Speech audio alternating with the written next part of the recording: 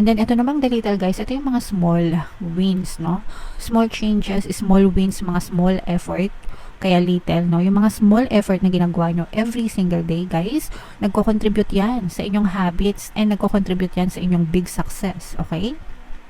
So, lahat ng ginagawa nyo, guys, no matter how small, no matter how big, it's going to be a part of your big success. And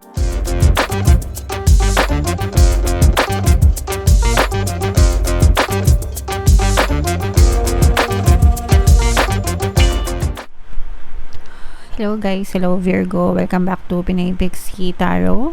Ang pamagat ng episode natin for tonight is OOTM, Oracle of the Month, para ngayong December para sa Virgo, Sun, Moon, Rising Sign, and Venus.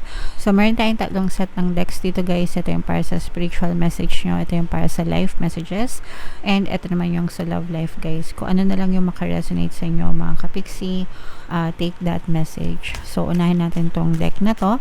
And, by the way guys, naka-publish na yung inyong 2025 kapalaran para sa lahat ng zodiac signs. So, in case hindi nyo pa napapanood, punta lang kayo dun sa ating homepage. Hanapin nyo lang yung video sa zodiac sign nyo.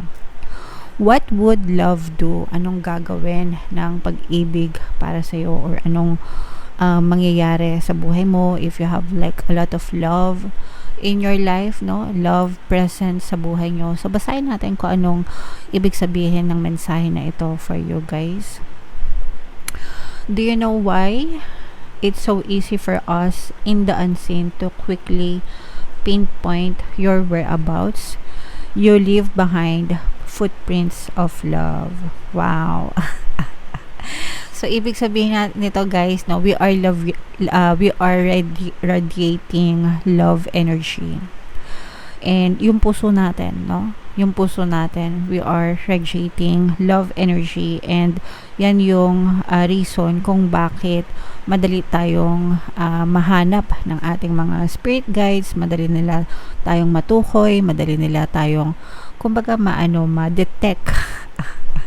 Ayan, 'di ba? Sabi nila, do you know why it's easy for us to unseen in the unseen? Ibig sabihin ng unseen mga kapiksiyan, yung mga spirit guides natin, no? The divine guys, to quickly pinpoint your whereabouts. Kumaga hindi na nila kailangan ng GPS. Hindi na nila kailangan ng location tracker, no? Natatrack nila tayo kung nasan tayo, mga kapiksi, because we leave behind footprints of love, no? So, yun yung, kumbaga doon nila tayo natitrace dahil sa pag-ibig. So, probably, iba-iba tayo ng love energy. Bawat isa sa atin, baka meron tayong mga identification, kumbaga. Okay? So, make sure guys na palagi nyong palakasin yung inyong love energy, mga kapiksi, yung puso nyo, no? Para malapit na malapit tayo sa divine, mga kapiksi. And kumbaga parang syempre, di ba, kapag malakas yung power, yung energy, mas malakas yung kuryente, kumbaga, mas malakas yung ilaw mo, kitang-kita ka, kumpara dun sa mga lobat, sa mga mahina yung battery, kunwari, flashlight, no? Pag mahina yung battery mo, medyo, mahina din yung ilaw mo, so hindi ka kapansin-pansin, di ba? Pero kung malakas yung battery mo, malakas yung energy mo, kitang-kita ka agad. Kumbaga, superpower, supercharged, no?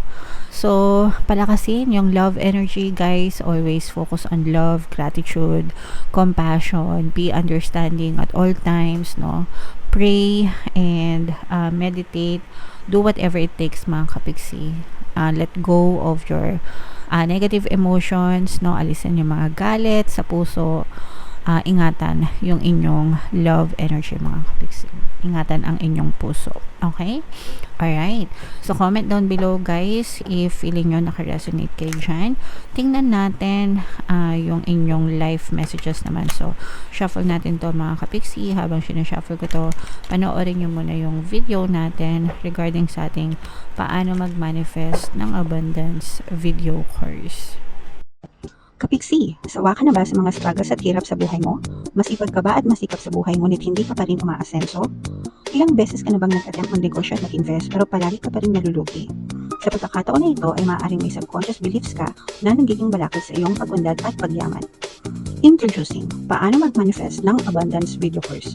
Dito ay matututunan mo ma-overcome ang mga balakid mo para tuluyan ka ng umunlad, umasenso, sumagana, maging matagumpay, successful at maswerte sa iyong kabuhayan, pera, trabaho, negosyo, salapi at kaperahan ng bonggang-bongga. Dali, mag-send na ng email sa pinoypixietaro@gmail.com at simulan na ang iyong pagyaman ngayon. Alright, so sa lahat ng gusto mag-avail ng course guys, Virgo, meron tayong 500 pesos na discount until November 30, kaya mag-avail na kayo mga kapiksi. And ito yung life messages para sa inyo. We have the wave and the little. Itong the wave na to mga kapiksi, ibig sabihin nito yung flexibility, no? Go with the flow mga kapiksi. Kailangan adaptable tayo. Pag sinabing adaptable, flexible, madaling mag-adjust sa mga changes ng buhay because nothing is ever permanent guys. Walang permanente sa mundo mga kapiksi, no? Lahat nagbabago. For example, pinaka best example na pwede nyo maisip guys is yung technology, diba? So dati yung mga cellphone, text puro keypad lang. Dati nga yung malalaki pa, hindi ko alam kung meron sa inyo na nakaabot ng parang malalaki yung cellphone na di ganon, tapos puro keypad, ganyan, tapos one-liner lang. Yung Motorola yun, parang yun yung first ever na cellphone mga kapiksi. Tapos ngayon, 'di ba, lahat na puro smartphones, tapos even yung mga smartphones meron na rin mga foldable. So lahat nandun na, 'di ba? So ibig sabihin, lahat nag-change, lahat nagbago. So dapat matuto tayong mag-adapt. Sa buhay natin ganun din, mga kapiksi, no? Hindi lang sa technology, pero sa buhay natin kailangan adaptable tayo, madali tayong mag-adjust. Kung hindi, baka maiwan tayo sa kangkungan guys, no? So yung isa dyan sa mga sample na yan, napansin ko guys, is yung mga nagtitinda, no? Yung mga nagtitinda na may mga physical store. Sometimes hindi na masyadong nakakabenta yung mga nasa physical store kasi nasa online na, nasa e-commerce na, usong-uso na yung e-commerce. So kung meron kayong physical store guys, i-take advantage nyo rin yung pagkakaroon ng pesto or account sa mga e-commerce na platforms, 'di ba? O kaya mag-online selling din kayo. So meron ka ng physical store, may online selling ka pa para makatinda ka, para makabenta ka. So yung sample, you have to go with the wave mga kapiksi. You have to adapt to the changes para makasurvive kayo. Okay? So yun yung isa, whatever, kahit anong aspeto ng buhay nyo mga kapiksi, kailangan makasabay kayo. Okay? And then ito namang the little guys, ito yung mga small wins, no? Small changes, small wins, mga small effort, kaya little, no? Yung mga small effort na ginagawa nyo every single day guys, nagko-contribute yan sa inyong habits and nagko-contribute yan sa inyong big success. Okay? So lahat ng ginagawa nyo guys, no matter how small, no matter how big, it's going to be a part of your big success. And sometimes guys, and most of the time, hindi sometimes, most of the time, yung mga big winners, mga big names, mga very successful na tao, 'di ba? Nagsimula sila sa maliit, no? Kahit yung mga sikat na let's say for example, celebrity, yung mga sikat, yung mga blockbuster na artista, ganyan, mga back office queens or mga kings. Nagsimula sila saan? Pa extra, 'di ba? Nagsimula din sila, na experience din nila yun, pa extra, little, no? Effort each day hanggang sa dumating yung kanilang mga big break sa buhay. So ganun din tayo mga kapiksi, iba-iba lang tayo ng field, no, na pinupuntahan, iba-iba lang, pero ganun din lahat tayo guys, no? So always appreciate nyo yung mga little things, little na maliliit na bagay na ginagawa nyo, and it will contribute to your big wins in the future, big success. Alright? Okay, so comment down below guys if naka-resonate kayo dyan, and eto naman yung sa love life nyo mga kapiksi. So, habang sinashuffle to, naka-flash sa screen nyo guys yung ating bagong course, paano mawala ang third party at magkaroon ng harmonious na relationship para mawala yung mga kabit na mga jowa nyo. 20% discount until November 30, kaya mag-avail na kayo guys. So, eto guys, ito yung mga mensahe sa inyo ng person nyo, no? Pwede mag-resonate, pwedeng hindi. It's time for me to heal now. I'm grateful for the spiritual lesson. Actually, kahit hindi spiritual, no? yung lesson na natutunan niya dun sa inyong relationship. Pwede rin spiritual lesson kasi for some of them baka napalapit sila, no, sa divine, 'di ba? Baka mas naging religious sila or mas nagdadasal na sila, ganyan. Baka dati hindi sila ganon, pero after